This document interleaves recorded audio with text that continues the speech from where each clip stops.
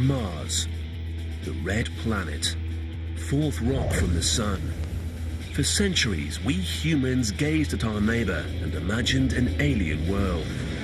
And as human technology advanced and telescopes brought it closer, we began to see signs of life.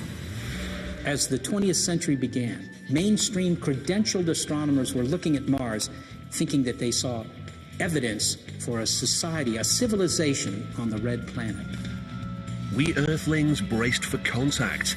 If there was life on Mars, what form would it take? We set off into space to find out. But as we approached the red planet, we discovered a new mystery. All the elements needed for life were there, and so what happened? Where did everybody go? Mars is almost Shakespearean, a beguiling world. It's tricking us every way.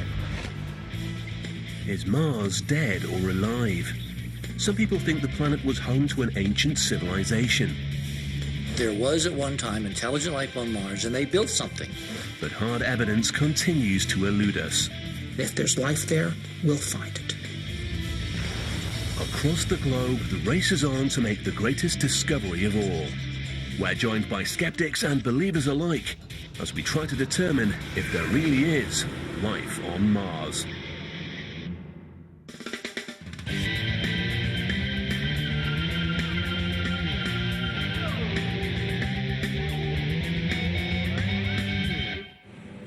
Should anyone be planning a trip to the planet Mars, here are a few travel tips you might like to consider in order to make your journey as comfortable as possible. The expedition will take about 2.5 years, including approximately 12 months on board your interplanetary spaceship. So, make yourself comfortable. You should plan your provisions carefully. You'll need to bring plenty of water because at this time there's no liquid H2O anywhere on the planet's surface. You'll also need an effective spacesuit and a sufficient supply of breathable air. And finally, Mars is about 1.5 times further from the Sun than Earth, which means it's a cold world where the temperatures can drop to a chilly -90 degrees Celsius. So remember to dress warmly. But these technical issues aside, Mars has much to offer. It's home to the largest known volcano in our solar system, a magnificent Grand Canyon, and breathtaking deserts. And for all those interested in culture, a visit to the celebrated Face is a must. All in all, a trip to Mars is sure to be a rewarding one.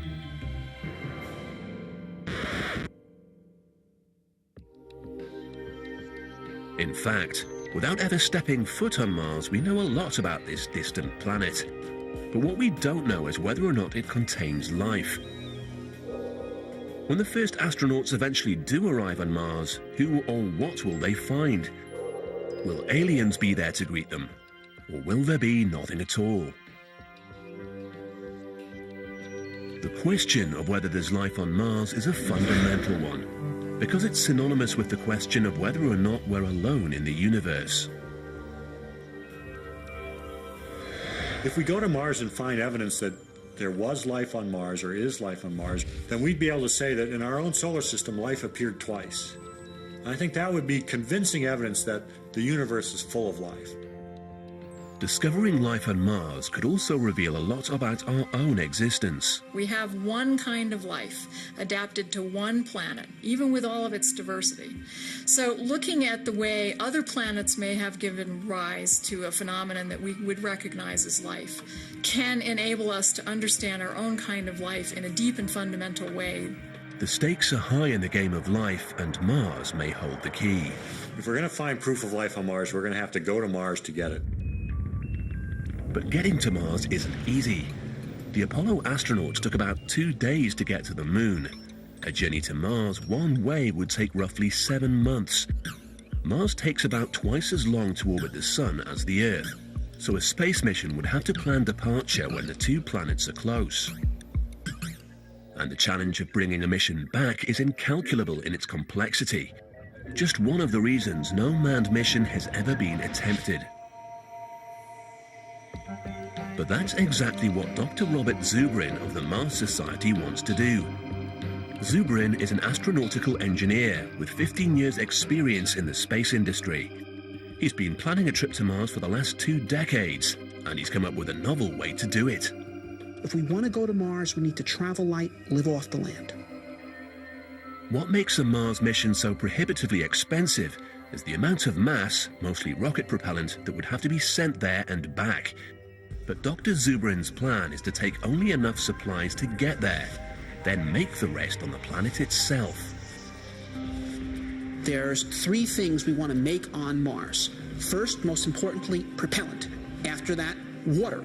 And third, oxygen. We can make all 3 with this machine.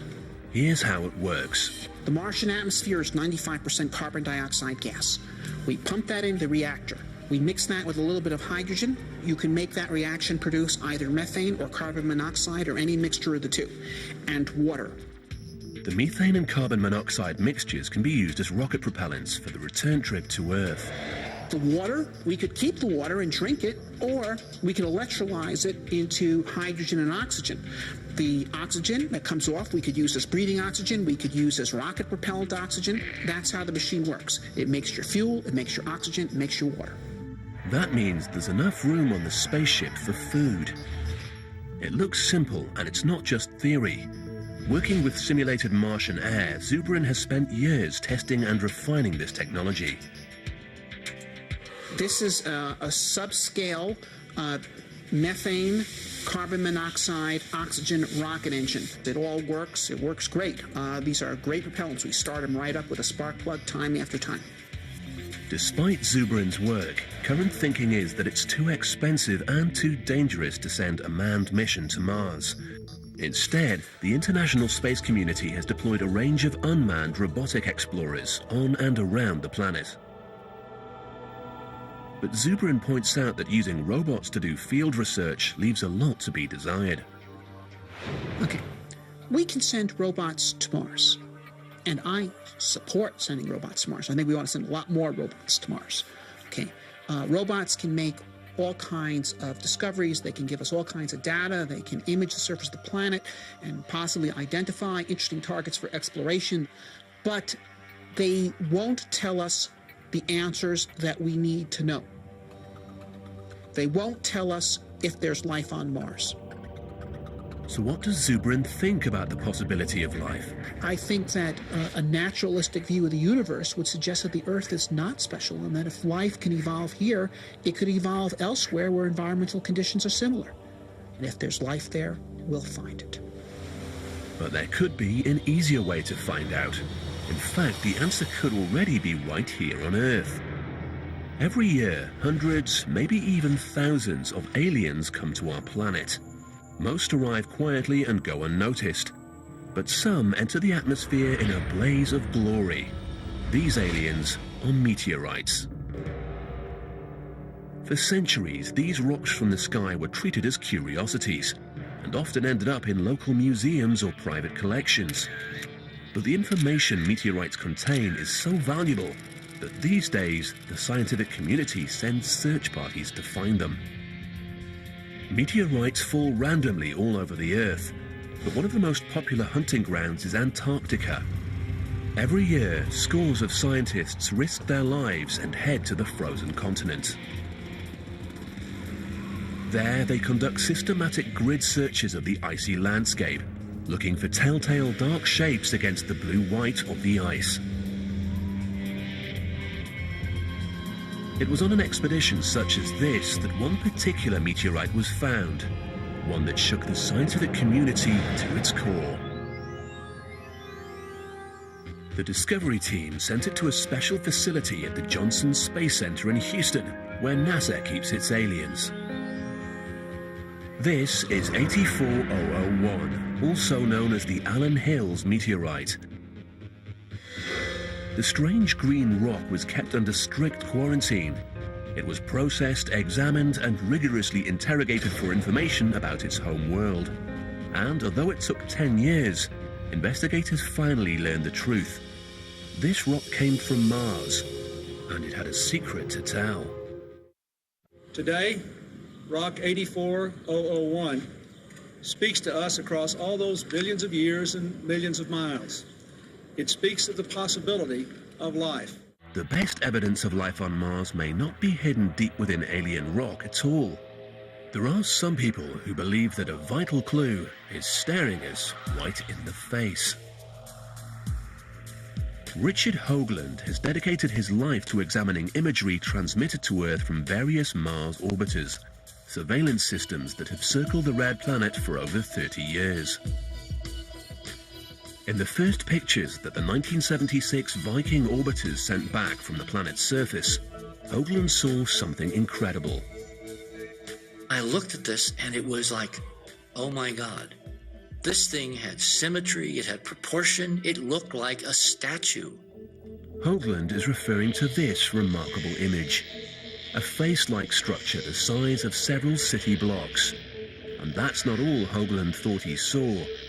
There were other structures surrounding the icon, eroded by time, that resembled the ruins of a monumental city. It looked eerily like an aerial photograph taken flying over Giza, looking down at the pyramids on the Giza Plateau. It looked like a ceremonial complex built by somebody with a huge sphinx-like creature staring up into space from the sands of Mars at the telescope orbiting 1,000 miles overhead. Somebody was down there, and they cared enough to leave the very best.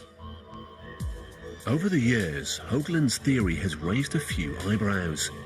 But did life on Mars really exist? Was there once an ancient civilization of alien life forms? And if so, where did they go? The idea that Mars was occupied by a race of intelligent extraterrestrials came not from science fiction, but science fact. In the early days of humankind, Mars burned faintly red in the night sky, leading some to equate it with a mighty god, naturally, the god of war.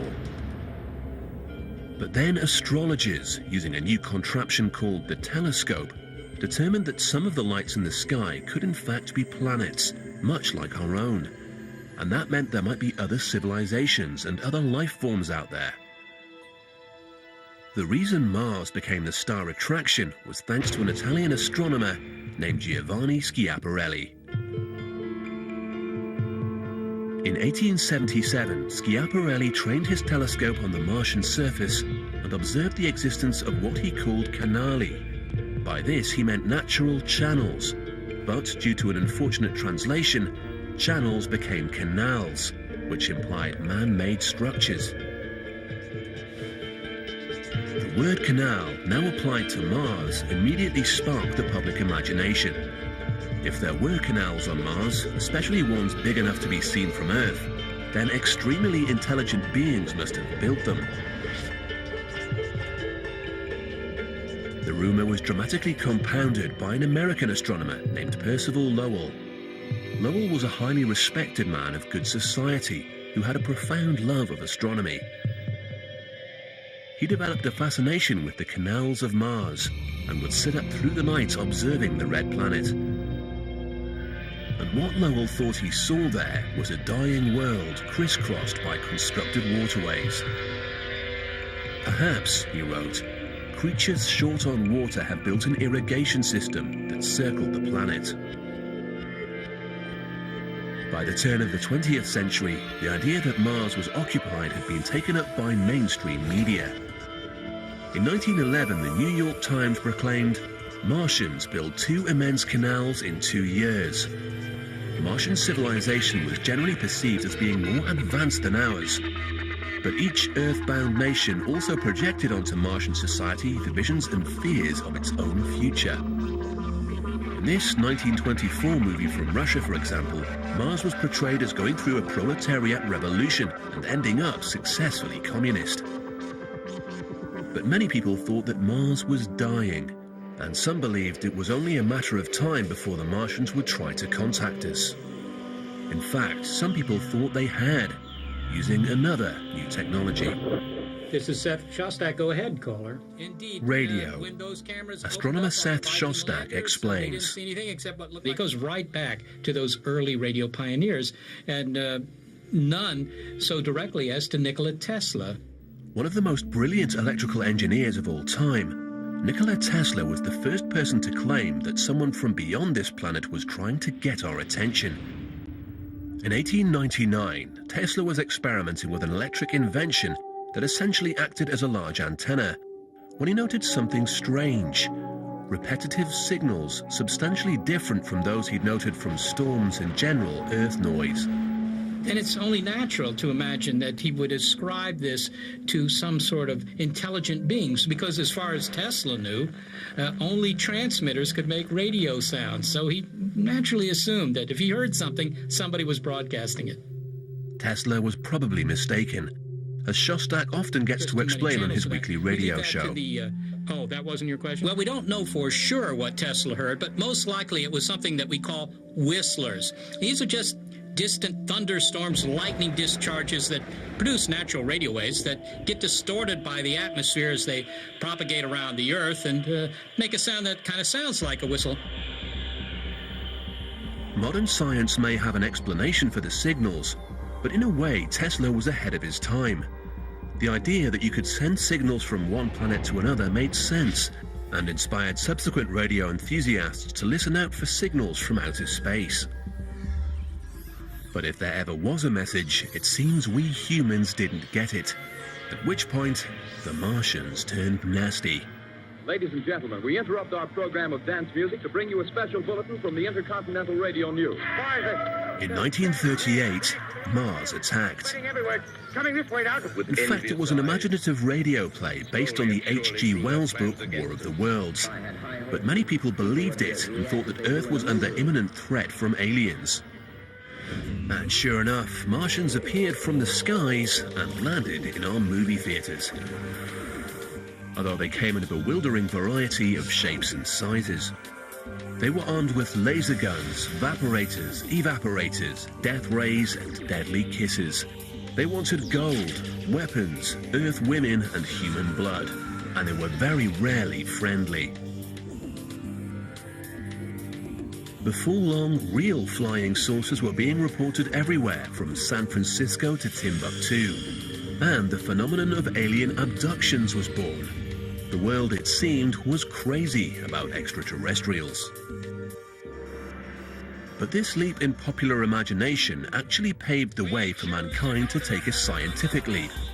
By the early 1960s, both Russia and the United States had successfully sent men into space, and that much closer to the communists of Mars. In fact, they only got as far as the moon, and there were no aliens there. But the fact remained that if we could make such a trip, then extraterrestrial life capable of interplanetary flight was at least a possibility. With improvements in technology, we eventually sent a robotic scout to Mars. The landing was a success. The robot touched down, the camera turned on, and we finally got a good look at the red planet. It wasn't what we expected. How disappointing, after centuries of assumption that Mars was inhabited, that it had cities, it had canals, and the reality was that it was just this terrible, awful, dead-looking place.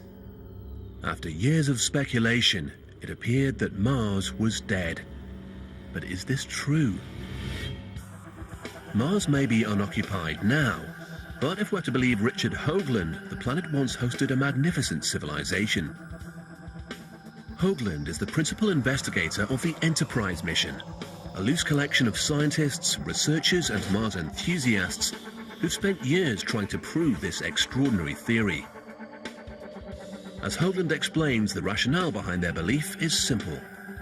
If I had one catchphrase to describe the whole problem of convincing scientists that there is really an ancient civilization on Mars, it would be, it's the geometry. A case in point is the face-like structure. NASA claims it's a naturally occurring rock formation, but Hoagland thinks otherwise. If you actually look at proportions, where the mouth is, where the nose is, where the eyes are, they conform to commonly accepted statues and representations of human forms that go back literally thousands of years. He's also found what he believes to be a highly complex geometric relationship between various structures centered around the face. Hoagland claims that the layout of this region, named Cydonia, is similar to what we see in ancient ceremonial complexes on Earth. There are alignments, there's parallelisms, there's right-angle rectilinearity. They also appear to have a specific geometric relationship to the face, to another massive structure down here, to other structures on the landscape. To prove his theory, where you have Hoagland and his sightlines from the colleagues have city. applied a series of computer image analysis programs, looking for things that don't seem to match the surrounding landscape. The face and a couple of other structures register as anomalies, which he claims implies they're artificial constructions. This is the real image, and this is the fractal representation. And again, it's the signal strength is basically the brightness. Strictly speaking, a computer will simply find what you program it to look for. It can't determine whether or not an artifact is natural. But Hoagland claims there are some things we can see for ourselves. This pyramid, for example, appears to have a perfect tetrahedral form with an accurate apex and sharp angles. This unquestionably had to be made by someone, because nature does not produce this kind of structure. If we were to land someday, find the entrances to this thing, walk inside, because if the exterior is preserved in this extraordinarily pristine form, imagine what waits us on the inside. But if there was a civilization, what happened to it? That's where things get interesting, but that's where we obviously cross the line from science to speculation. We have no ground truth, unfortunately. Hoagland thinks that NASA hasn't investigated these claims because the government is hiding something. I believe there's a cover-up. Call it a conspiracy if you will, except they're not called conspiracies, they're called policies. According to Hoagland, it all goes back to an obscure Brookings Institution study commissioned by NASA and published in 1960. There is a section devoted to the implications of NASA's discovery of extraterrestrial life. And the document recommended that if we were to discover, i.e. NASA were to discover evidence of extraterrestrials, that it should be basically kept secret, because it had the potential at the limit to destroy civilization. The argument appears to be that where one civilization comes into contact with another that's more technologically advanced, the first civilization's in trouble. So could the US government be covering up aliens to prevent a societal meltdown? In fact, all the Brookings report really suggested was that we should do more studies. Hardly sinister stuff. Seth Shostak also thinks that there's a fundamental flaw in Hoagland's cover-up theory. Well, doggone it, if the aliens are really here and they're really advanced and they're really malevolent, as they could conceivably be, then it really doesn't matter what the government does it? This is Bambi meets Godzilla, and Godzilla's going to win. Shostak himself works for an organization that operates on the assumption that not only is there life out there, some of it has technology. This is the Allen Telescope Array, built and operated by the University of California at Berkeley and the SETI Institute. SETI stands for the Search for Extraterrestrial Intelligence, and it's an entirely scientific operation manned by astrophysicists, engineers, and planetary scientists with one simple objective. It's really easy to send signals between the stars. That's the bottom line fact. There might be thousands, millions, or more societies that are sending information from one star system to the other. Why not look for it? SETI basically eavesdrops on the universe in an attempt to pick up a signal from outer space. To do this, SETI uses highly sensitive radio receivers that scan systematically through the billions of star systems in our universe. It's like scanning through your car radio dial as you drive, but on a cosmic scale. Now, what kind of signal are we looking for? We don't care. Looking for the message requires a different kind of technology that we haven't built and won't build until we find that they're on the air. We're just looking for a signal that tells us, hey, their transmitter switch is on. It may seem a bit like looking for a needle in a haystack, but astronomy has made enormous progress in identifying the stars and planets beyond our solar system. This, combined with ever-improving technology, allows SETI to search with more precision, and their motive is as old as mankind itself. We're trying to look for something that would show that, we're part of a bigger picture. We're not just a little bit of chemistry run amok on this small little world tucked away in the corner of a nondescript galaxy in an enormous universe. So, has SETI ever made contact? In 1997, we picked up a signal using a telescope in West Virginia that looked like the real thing. And we got quite excited to the point where everybody was glued around the computer monitors just looking at what was going on. The signal had all the qualities SETI looks for in an alien contact. One was that it occurred on a very narrow frequency. Nature produces many radio waves, but these register like broad static across the dial. But this one was emanating from a specific location in the cosmos. Throughout the night, scientists worked to pin down the source. I realized that the world from that day forward will really not be the same. I was very nervous, actually, because I didn't know what the consequences were going to be. It took 3 days, but the engineers and scientists finally identified the signal, and it wasn't alien. As it turned out, the signal was due to a European research satellite, the SOHO satellite, the signal of which had just gotten into the structure of our antenna. And that was a bit disappointing. To date, the industry experts, SETI, haven't found any evidence of extraterrestrial intelligence. As of now, one thing you can say, and that is we have not conclusively proven the existence of any life, intelligent or not intelligent, beyond the bounds of Earth. So what does this mean for Mars? 30 years of remote observations so far appear to have done nothing but confirm that our nearest neighbor is dead. But the idea of life on Mars has begun to make a comeback, and it's all because of water. When NASA scientist Chris McKay saw the 1976 Viking images of a dry, barren Mars, he was intrigued. I remember the overwhelming impression I got was, the lights are on, but nobody's home.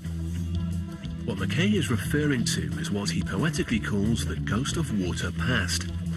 Here in the Mojave Desert, he explains what he means.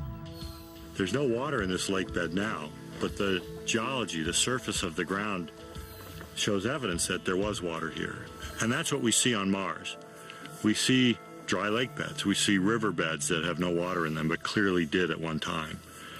And this is the evidence that Mars had water. And it's that water that's of interest to us from a biological point of view.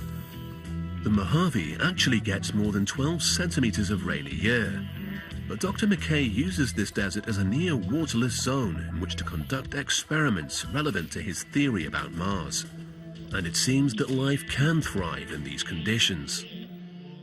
We find microscopic life, microscopic algae, that have learned to survive under dry conditions. This organism, this algae, is the dry version of pond scum. They wait out in the dry for months, maybe years, and then a rain comes and they very quickly set up shop and do their biological thing, and then it gets dry and they shut down and wait again.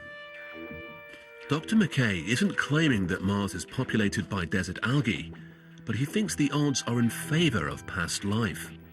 If we were to imagine what would the last Martian have been like as Mars went from a fairly wet, Earth-like environment to the dry desert that it is today, it would have been probably an organism like this. So, according to McKay, if life ever existed on Mars, it was probably microbial. And microbes bring us full circle. Some scientists believe we've already found life on Mars because of some mysterious clues discovered in a Martian meteorite. Life on Mars may be less to do with little green men and more to do with little green rocks. The 1976 Viking mission to Mars was a triumph of modern space exploration. But one unexpected bonus was information that could be used to further study our alien visitors, the unidentified meteorites sitting in cold storage on Earth. Well, we've had meteorites we've known were meteorites for 100 years, but we didn't know they came from Mars until Viking landed and measured the gases in the atmosphere, and scientists studied the gases in these meteorites and showed that they were the same. But how does a Martian rock get to Earth in the first place? Scientists think that an explosion, probably caused by the impact of an asteroid hitting Mars, blasts a rock off the planet and into space. It then hurtles around our solar system until, if it's very lucky, it gets caught by the gravity of our planet and plunges to Earth. For NASA scientist Dr. Everett Gibson, these meteorites have sparked a remarkable voyage of discovery. For one to have life, you have to have the presence of water, you have to have the presence of carbon, you have to have an energy source, and you have to have geological processes. All of these four fundamental things are seen within the Martian meteorites. So, the conditions could be right for life to exist on Mars, perhaps in the past. And it seemed that NASA was about to prove it, thanks to that odd little meteorite, 84001, from Mars. 600 million years after this rock was formed in the crust of Mars, you get water percolating through the rocks, saturated in carbon dioxide from the Martian atmosphere. As the water basically evaporates away, it potentially leaves the carbonate behind. The meteorite confirmed that Mars had once been wet, but there was more. The carbonates contained organic matter. The carbonates contained an iron oxide mineral, magnetite. Here on Earth, magnetite, essentially magnetic crystals, is often produced by microscopic life forms. The investigators then looked even closer using the most powerful microscope at their disposal and got an even bigger surprise. They saw what looked like minute worm-shaped structures. The scientists were elated, but cautious. We said one explanation could have been biology operating. Could have been the signatures of something like a life process. Was this all finally confirmation that there was life on Mars? From the moment they were first announced, the microbes have been controversial. Critics say that the carbonates, organic matter, and magnetite crystals can be explained through other non-life processes.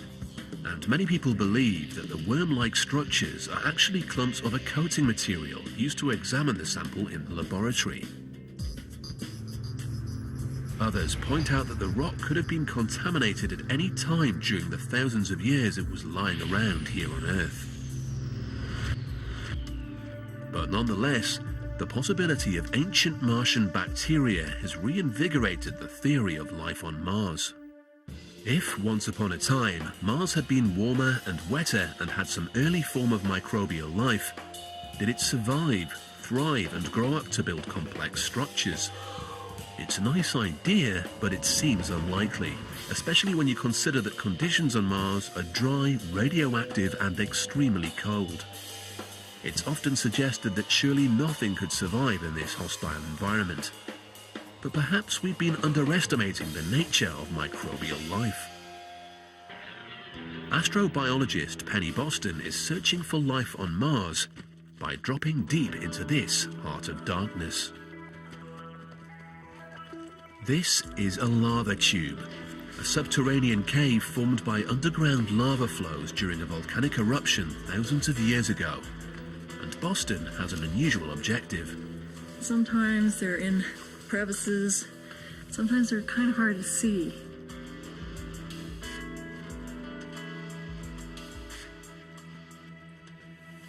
Ah, there's one. This is an extremophile. We're looking for what we astrobiologists call extremophiles in this environment, and that means that they're organisms that are living in very difficult conditions. In this particular case, these organisms are living in a very cold cave right around freezing. They are making their living without benefit of sunlight, and there's almost nothing to eat in this cave. In recent years, scientists have discovered tenacious microorganisms living in all forms of extreme environment. And if they can do it on Earth, why not on Mars? We think that Mars is covered with lava tubes. We believe that by looking at organisms that live in these extreme circumstances on Earth, we can learn a lot more on Mars, and that similar Martian organisms may be able to persist on Mars in places very similar to this lava tube.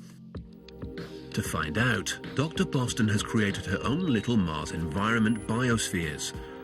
Essentially, she's exposing a range of microscopic Earth life forms to a variety of elements that can be expected on Mars. They have been subjected to Mars-like levels of high ultraviolet radiation and Mars-like temperature cycles. We have given them atmospheric compositions from very low levels of carbon dioxide with nothing else to perhaps 1/10 the density of Earth's atmosphere and tested them under those conditions. So far, she's isolated 36 different strains of organism that thrive quite happily, meaning that in theory at least, life could survive the harsh conditions of Mars. But there's one problem. There's one thing for sure that we know, and that is that all forms of life on our planet require liquid water. We don't know if that's going to be true on other planets, but we think that where there's going to be life, there's going to have to be water. This simple fact has helped scientists in the 21st century refine the search for life on Mars into a comprehensive strategy. Dr. Jim Garvin is chief scientist at the Goddard Space Center and a veteran of NASA's Mars exploration program. NASA uses a term, follow the water. Following the history and record and abundance and inventory of water is a wonderful way to search for something as tough, perhaps elusive, as life. We already know that Mars was wet in its ancient past and has reservoirs of ice in its polar caps. But using remote sensing technology, NASA has found what could be evidence of a modern water cycle. We've discovered tens of thousands of hillside gullies that clearly released a fluid, likely liquid water, in the extremely recent geological past.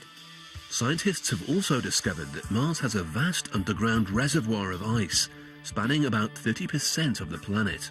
The reservoir of water under the surface may include liquid zones. They may be liquid under the ice caps, they may be liquid hundreds of meters deep, they may be liquid tens of meters deep. All that points to a modern liquid water cycle on Mars. Where there's water, there could be life. And when it comes to the question of life, Dr. Garvin is a believer. Absence of life in all senses of the word throughout time on Mars. Is that a possibility? I actually believe not. All the right building blocks, initial conditions, the same that we think persisted in early Earth, must have been at Mars.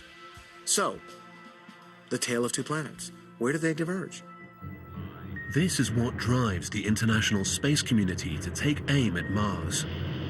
Over the past 30 years, dozens of unmanned missions have been launched. But the red planet has become something of a Bermuda Triangle, with roughly 2/3 of all missions ending in failure. Given the danger and high cost, plans for a manned mission have been delayed for decades. But Dr. Bob Zubrin refuses to let the dream go. NASA had plans to send people to Mars by 1981. Those plans were credible. We should have been on Mars a quarter century ago. Bob Zubrin is president of the Mars Society, a coalition of scientists from all walks of the international space community. The Society has been lobbying Congress, NASA, and the government for years, determined to keep Mars exploration on the radar screen. And Zubrin has been making his own preparations. The Mars Society has set up Mars analog habitation modules in the deserts of Utah and the remote landscape of Devon Island in Canada. What we're doing at these stations are really what someone would call operations research. We're trying to find out what field tactics and techniques would be most usefully applied on Mars, what technologies would be most useful to the crew. Zubrin has more in mind than a quick trip across space. He plans to colonize the planet. We're going to Mars because Mars is the planet that has on it the resources needed to support life, and therefore potentially someday human civilization. For Zubrin, Mars is the new frontier. Whether or not there has been life on Mars, whether or not there is life on Mars, there will be life on Mars. And it will be us. There's still the mystery of the pyramids, the supposed signatures of an ancient Martian civilization. What if the beings that built the face are coming back? Could the enigmatic face and the hills of Cydonia really be a calling card from a lost civilization? Ironically enough, we might pick up some clues at the World Science Fiction Convention in Southern California. We're not here to look for Martian monument builders. Rather, we've come to meet astronomer Phil Plait. Plait's mission is to provide participants with a healthy dose of science fact. And today, he's taking on the face of Mars. Just so we're clear on this, it's a rock that looks like a face. And it's not even that good of a face. It looks like he's got, I don't know. Phil Plait is the creator of Bad Astronomy, a website and book dedicated to exposing what he calls pseudoscience. And he thinks the solution to this Martian riddle is simple. There's a trait called pareidolia, and it is the tendency to see faces in random patterns, and we see this all the time. But whatever the reason, Phil Plait thinks we can't always trust the evidence of our own eyes.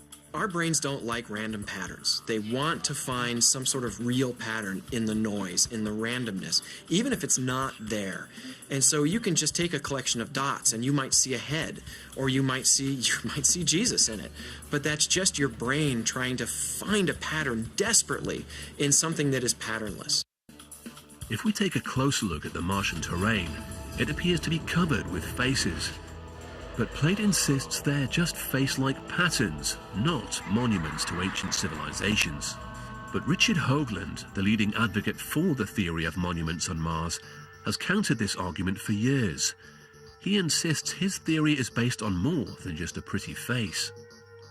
If I had to stake my entire almost 30 years now looking at this, that there was at one time intelligent life on Mars and they built something, I would say the geometry of Cydonia is now trillions to one against it being chance, and in any man's or woman's science, when you have that level of odds in your favor, you can say with relatively good backing that it's real. But NASA scientist Jim Garvin has this to say about geometry. It is possible to construct geometric patterns between anything. There's an infinite number, in fact, of different affine geometric patterns between this feature and that feature and this feature and that feature. To read one as being the answer to this particular small patch of Mars is extremely challenging to me and to the science community. According to Garvin, those interesting pyramids and tetrahedral landforms are all wind. If the wind is blowing one way for a while, and the next season it blows this way, and the next season it blows this way, and the next season it blows this way, what happens? Over time, if that's the consistent pattern of the wind, sandblasting, in this case a hill about 10 blocks in scale, you can produce landforms that remind one of pyramids. Similarly formed natural structures called yardangs are found in the dunes of Egypt's western desert. Dr. Garvin sees the Cydonia region as a natural landscape shaped by the forces of erosion. But what about the face? When I look at this picture on Mars, I see positive relief landform, a hill of the scale of multiple city blocks, very similar to tens of thousands of others on Mars. But Dr. Garvin believes you can't prove anything with a two-dimensional snapshot. So in order to analyze the structure properly, he's created a 3D model of the landform by combining topographical data with a high-resolution 2D image. This allows him to observe the face as if he were flying around it in a helicopter. And from this height, the face dissolves into the landscape. There are no eyes and no mouth to be seen.